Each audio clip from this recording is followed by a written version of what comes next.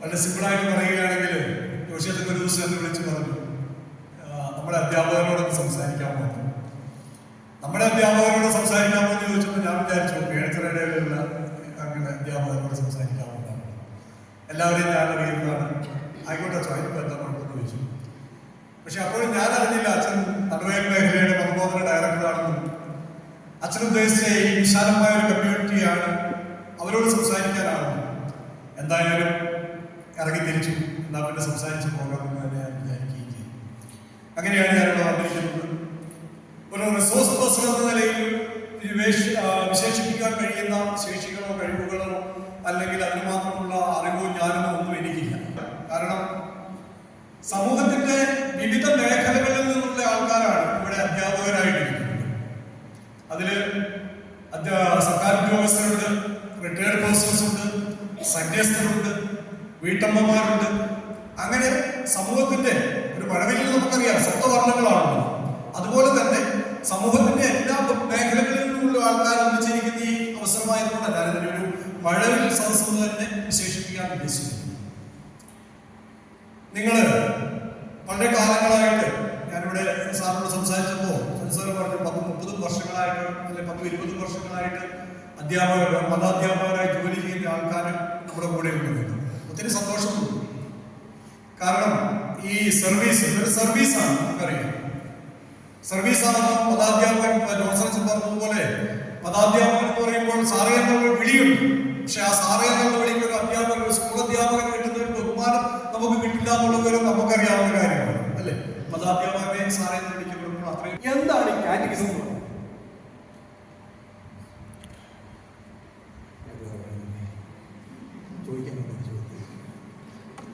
എന്തിനാണ് കാറ്റഗിസം എന്ന് പറയുന്നത്? വിശ്വാസ ജീവിതമാണ്. വിശ്വാസ ജീവിതം നയിക്കുന്ന എല്ലാവരും കാറ്റഗിസം ടീച്ചേഴ്സ് ആണ്.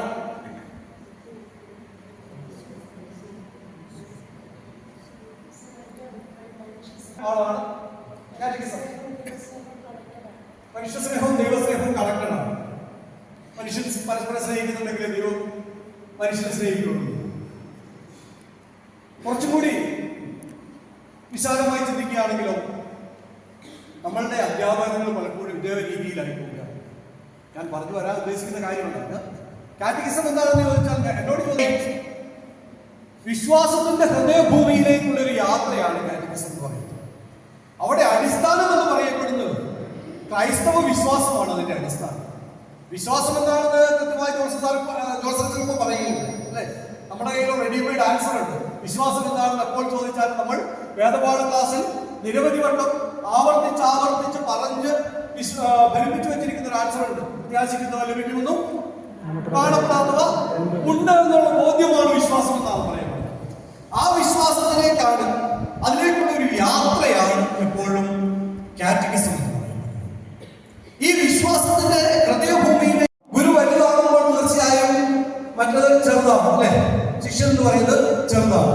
അങ്ങനെയാണെങ്കിൽ ആരോട് ചോദിക്കണം? ചോദ്യങ്ങൾ ആരോട് ചോദിക്കണം? ശിഷ്യൻ ഗുരുവിനോട് ചോദിക്കണം. കാരണം ഗുരുവാണ് വലുത്, അവനാണ് അറിവുള്ളവൻ, അവനാണ് ഇതിന്റെ എല്ലാം മുകളിൽ നിൽക്കുന്നവൻ, അവൻ എല്ലാ കാര്യങ്ങളും അറിയുന്നു. അവനോട് ആര് ചോദിക്കണം? ശിഷ്യനായ ലഘുവായിട്ടുള്ളവൻ ചോദിക്കണം. നമ്മുടെ ക്ലാസ് മുറികളിൽ നടക്കുന്ന ഇതാണ്. നമ്മുടെ ക്ലാസ് മുറികളിൽ ആര് ചോദ്യം ചോദിക്കും? എവിടെയാണ് മാറ്റങ്ങൾ വരുന്നത്? കുട്ടിയാണ് ചോദ്യങ്ങൾ ചോദിക്കേണ്ടത്. ഇല്ല, ആ കുട്ടി ഇങ്ങോട്ട് തന്നെ വരുമായിരുന്നു, ഗുരുവിലേക്ക് തന്നെ തിരികെ വരുമായിരുന്നു. എന്ന് പറഞ്ഞാൽ ആ കുട്ടിയെ നമ്മൾ ഗുരുത്തം കെട്ടവെന്ന് പറയപ്പെടുമ്പോൾ നാം ഓർക്കുക, നമ്മളെ തന്നെയാണ് പറയുന്നത്. എനിക്ക് നിങ്ങളെ ആകർഷിക്കാൻ കഴിയുന്നില്ലെങ്കിൽ, നിങ്ങളുടെ ശ്രദ്ധ എന്നിലേക്ക് കൊണ്ടുവരാൻ കഴിയുന്നില്ല എങ്കിൽ അവിടെ പരാജയപ്പെട്ടു പോകുന്നത് ഞാനാണ്. അതുകൊണ്ട് ഓരോ കുട്ടിയെയും തന്നിലേക്ക് ആകർഷിക്കുവാനുള്ള ശേഷിയോടുള്ളവരായിരിക്കണം അധ്യാപകൻ എന്ന് പറയുന്നത്. അധ്യാപകൻ ഇങ്ങനെ ഓരോ കുട്ടിയെയും തന്നിലേക്ക് തന്നെ ആകർഷിക്കണമെങ്കിൽ അവന് ചില ക്വാളിറ്റീസ് ഉണ്ടാകണം.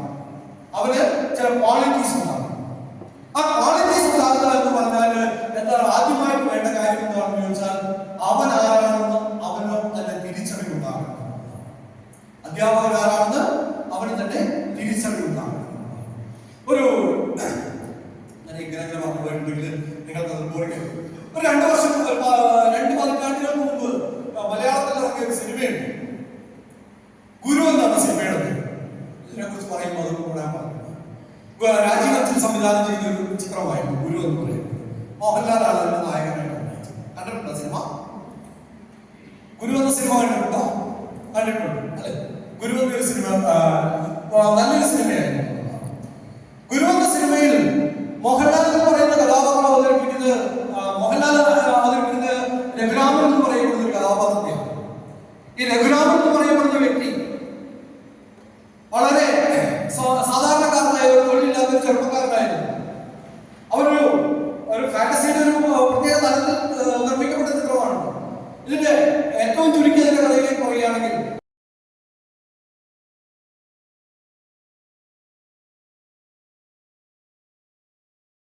മരങ്ങളായി തെളിഞ്ഞു നിൽക്കപ്പെടുമ്പോൾ തീർച്ചയായും നിങ്ങളിൽ നിന്ന് പുറത്തേക്ക് വരേണ്ടത് എന്താണ്? പ്രകാശമാണ്. പ്രകാശമാണ് നിങ്ങളിൽ നിന്നും പുറത്തേക്ക് വരുന്നത്. അങ്ങനെ വരുമ്പോൾ ഓരോ മതാധ്യാപകനും പ്രകാശം പരത്തുന്നവനായിരിക്കണം.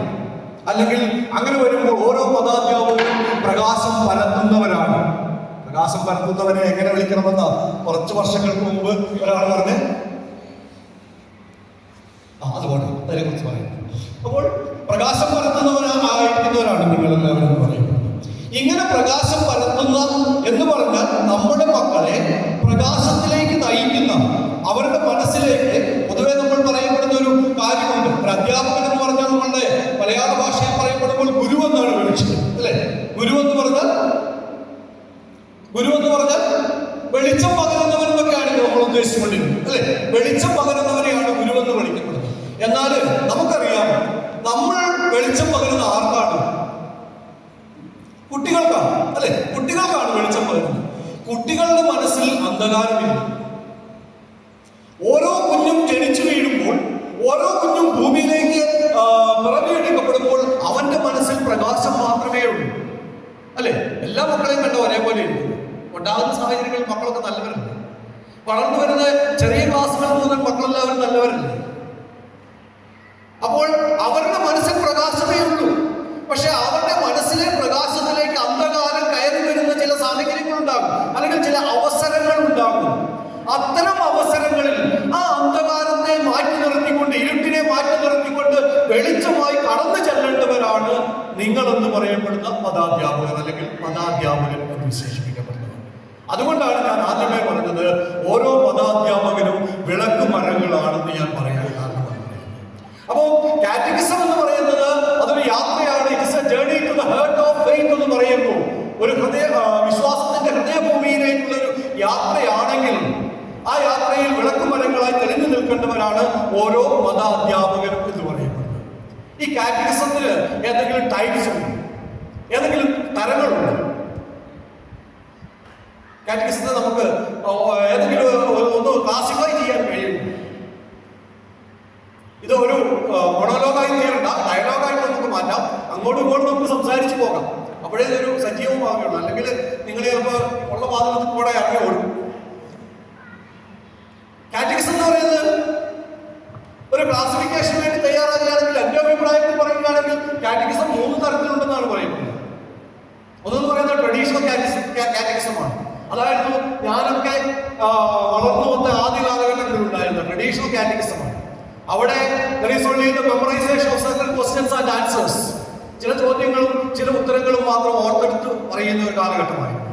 ദൈവം ആരാണ്, ആരാണ് രക്ഷകനായിട്ടുള്ളത്, യേശു എന്താണ്, അങ്ങനെയുള്ള കുറച്ച് ചോദ്യങ്ങളും ഉത്തരങ്ങളും മാത്രമേ ഉണ്ടായിരുന്നുള്ളൂ. അതിൽ നിന്ന് കുറച്ചുകൂടി കാറ്റഗിസം ഒരു രണ്ടാമതൊരു വിഭാഗത്തിലേക്ക് കൂടി എത്തിച്ചേർന്നു. വളർച്ചയുടെ കാലഘട്ടം, മനുഷ്യൻ വളർച്ചയുടെ കാലഘട്ടങ്ങൾ പിന്തുടർന്നു പോയപ്പോൾ ഈ കാറ്റഗിസത്തിനും വളർച്ചയുണ്ടായി. കാരണം ഞാൻ പഠിക്കുമ്പോൾ 10ാം ക്ലാസ് വരെ വേദപാഠമുണ്ട്. 10ാം ക്ലാസ് വരെ വേദപാഠം ഉണ്ടായിരുന്നുള്ളൂ. അന്ന് 10ാം ക്ലാസ്സിൽ ആകെ വേദപാഠം പഠിക്കാനുള്ള ഒരേ ഒരു ആൺമരി എന്ന് പറയുന്നത് ഞാനായിരുന്നു. അപ്പോൾ ആ സിസ്റ്റർ, എന്റെ കഴിവുകൊണ്ടൊന്നും അല്ലോട്ടോ, ഞാൻ ഈ 10ാം ക്ലാസ്സിൽ വേദപാഠം പഠിക്കാൻ പോയിരിക്കുമ്പോൾ ഞങ്ങളെ പഠിപ്പിച്ച ഒരു CMC കോൺവെന്റിൽ ഉണ്ടായിരുന്ന ഒരു സിസ്റ്റർ സ്റ്റെഫാനിയമ്മയായിരുന്നു. ഞങ്ങൾ എളുപ്പത്തിൽ സ്റ്റെഫാനിയമ്മ എന്നാണ്. പക്ഷെ സ്റ്റെഫാനിയമ്മ ഞങ്ങളെ വേദപാഠം പഠിപ്പിച്ച് കഴിഞ്ഞിട്ട് പോകുമ്പോൾ ഈ ഒരു ദിവസം ഒരു ഞായറാഴ്ച ഞാൻ ഒറ്റയ്ക്ക് ഒരു പുരുഷനേ ഉള്ളൂ, അല്ലെങ്കിൽ ആണായിട്ട് വരാൻ ഞാൻ ഒരുത്തരേ ഉള്ളൂ.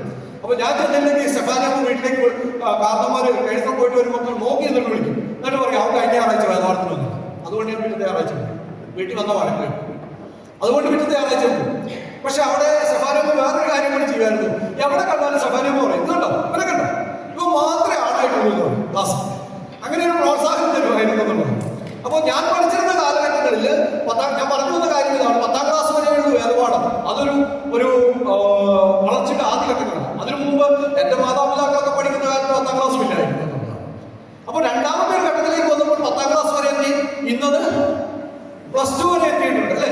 +2 വരെ എത്തിയിട്ടുണ്ട്. താല്പര്യമുള്ളവർ വേണമെങ്കിൽ അതിൽ ഡിഗ്രിയും പോസ്റ്റ് ഗ്രാജുവേഷനും ഒക്കെ എടുക്കാനുള്ള സാഹചര്യങ്ങളുണ്ടാകും. യൂണിവേഴ്സിറ്റി കോഴ്സുകളുമായി ബന്ധപ്പെടുത്തി വരുന്നുണ്ട്. എന്ന് പറഞ്ഞാൽ ഇതൊരു ഇവല്യൂഷന്, ഒരു മാറ്റത്തിന് അല്ലെങ്കിൽ ഒരു പരിണാമത്തിന് വിധേയമായിക്കൊണ്ടിരിക്കുകയാണ് ഈ മേഖല എന്ന് പറയപ്പെടുന്നത്. അപ്പോൾ ട്രഡീഷണൽ കാറ്റഗറിസത്തിൽ നിന്ന് മാറിയിട്ട് നമ്മൾ പിന്നീട് വന്നിരുന്നത് ഒരു ക്രിട്ടിക്കൽ കാറ്റഗറിസം എന്നുള്ളതായി. അവിടെ നമ്മൾ ചെയ്യപ്പെടുന്നത് ക്രിട്ടിക്കൽ കാറ്റഗറിസത്തിൽ ക്രിസ്ത്യൻ ഡോക്ടറിൻസിനെയും അതിന്റെ ഫിലോസഫിയെയും ഒക്കെ നമ്മൾ ക്രിട്ടിസൈസ് ചെയ്യാൻ തയ്യാറാകുകയാണ്. ആ ക്രിട്ടിസൈസ് ചെയ്തുകൊണ്ട് അതിന്റെ ആശയങ്ങളിൽ നിന്നും ഒരു എക്സ്പ്ലോറേഷൻ തയ്യാറാകും. ആശയങ്ങളെ നമ്മൾ ഉരുത്തിരിച്ചെടുക്കുവാൻ തയ്യാറാകുകയാണ് ചെയ്യുന്നത്. മൂന്നാമതൊരു ഘട്ടം കൂടി ഉണ്ടായിരുന്നു, അല്ലെങ്കിൽ കാറ്റഗറിസത്തിൽ പറയുകയാണെങ്കിൽ മൂന്നാമതൊരു ഘട്ടം കൂടി ഒരു ക്ലാസിഫിക്കേഷൻ കൂടി നമുക്ക് പറയാൻ കഴിയും. അതെന്ന് പറയുന്നത് ലിറ്ററജിക്കൽ കാറ്റഗറിസം എന്നുള്ളതാണ്. ലിറ്ററജിക്കൽ കാറ്റഗറിസം എന്ന് പറയുന്നത് ഇട ദിവസങ്ങളിൽ കുട്ടികളുടെ പങ്കാളികൾ എല്ലാവരെയും വളരെ ഗണ്യമായിട്ട് കുറവ്. അതിന് പല കാരണങ്ങളുണ്ട്. കുറെ കാരണങ്ങൾ കാട്ടുന്നത്, പിന്നെ വണ്ടിയില്ലാതെ വെച്ച് തന്നെ പോകില്ല, പിന്നെ കൊച്ചിന് താല്പര്യമില്ല, അല്ലെങ്കിൽ ട്യൂഷൻ നേരത്തെ പോകണം, അങ്ങനെ പല പല കാര്യങ്ങളുണ്ടാവും. പക്ഷെ നമുക്ക് അത് വർക്കിംഗ് ഡേയ്സ് മനസ്സിലാക്കാം. ഈ വർക്കിംഗ് ഡേ അല്ലാത്ത ദിവസങ്ങളിൽ പങ്കാളികൾ മാത്രമുണ്ട്, വളരെ കുറവാണെന്നുള്ളതാണ് സത്യം. അപ്പോൾ കുട്ടിക്ക് തോന്നണം, എനിക്ക് വിശുദ്ധ കുർബാനയെ സംബന്ധിച്ച് വളരെ പ്രധാനപ്പെട്ടതാണ്, ഞാനത് പങ്കെടുക്കണം. എന്നെ സംബന്ധിച്ചിടത്തോളം ഈ വിശ്വാസ പരിശീലനത്തിന്റെ എല്ലാം ലക്ഷ്യം ചെന്ന് നിൽക്കേണ്ടത് എൻ്റെ ക്രൈസ്തവ ജീവിതം, നല്ല ക്രൈസ്തവ ജീവിതത്തിലാണ് എന്നുള്ള ബോധ്യം കുട്ടികൾക്ക് വരുത്തുവാൻ വേണ്ട പരിശ്രമമാണ് നമ്മളെല്ലാം നടത്തിക്കൊണ്ടിരിക്കുന്നത്. അധ്യാപന സഹായിക്കുന്നിടത്തോളം വിശുദ്ധ കുർബാനയിൽ ഞായറാഴ്ച സമസ്തത്തിൽ പറ്റുമ്പോൾ വിശുദ്ധ കുർബാന പങ്കെടുക്കണം, കുട്ടികളെ പ്രോത്സാഹിപ്പിക്കണം, കുട്ടികളെ പങ്കെടുക്കുന്ന കുട്ടികളെ പ്രത്യേകിച്ച് ക്ലാസ്സുകളിൽ നിന്ന് അഭിനന്ദിക്കണം. അപ്പോൾ മറ്റു കുട്ടികൾക്കും കൂടെ ഒരു മാതൃകയാകും. കുറച്ച് കുട്ടികൾ വരാൻ തയ്യാറാവുകയാണ്, മറ്റു കുട്ടികൾക്കും കൂടി ഒരു വലിയ പ്രചോദനമായിട്ട് മാറും. തീർച്ചയായും എല്ലാവരെയും ശ്രദ്ധിക്കണമെന്ന് ഞാൻ സ്നേഹത്തെ ഞാൻ ഈ അവസരത്തിൽ ഓർക്കുകയാണ്.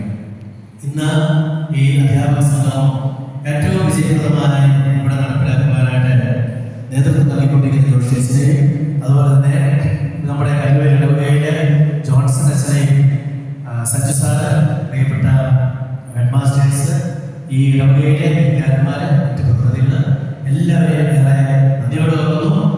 രൂപത നന്ദി